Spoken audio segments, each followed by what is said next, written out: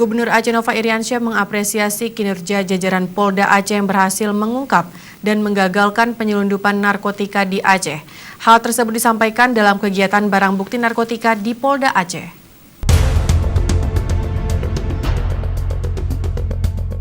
Apresiasi Gubernur Aceh Nova Iriansyah disampaikan untuk prestasi Polda Aceh atas pengungkapan keberadaan narkoba seberat 404,9 kg. Nova mengatakan prestasi Polda Aceh ini merupakan capaian besar dalam misi menyelamatkan generasi Aceh. Karena saat ini Aceh telah dijadikan pasar potensial dan prospektif oleh para produsen narkoba. Hal tersebut tidak terlepas dari tren konsumsi penyalahgunaan narkoba yang semakin marak terjadi di kabupaten kota se-Aceh.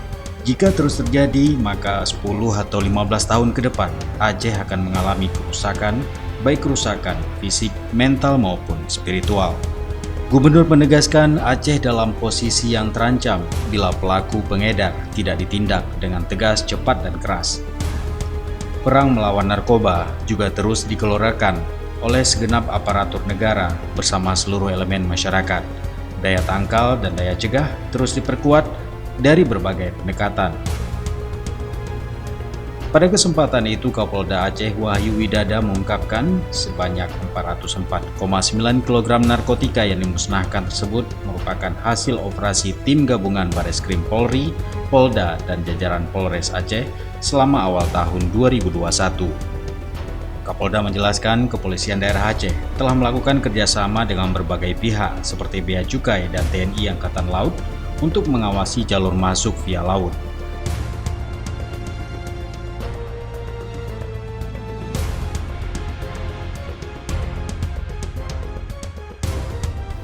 Kapolda juga menyebut garis pantai Aceh yang panjang menjadi salah satu potensi yang mudah bagi pengedar untuk memasuki wilayah Aceh.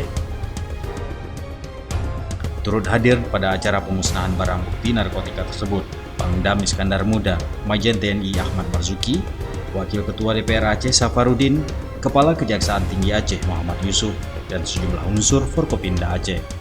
Dari Banda Aceh, Tim Liputan Aceh TV melaporkan.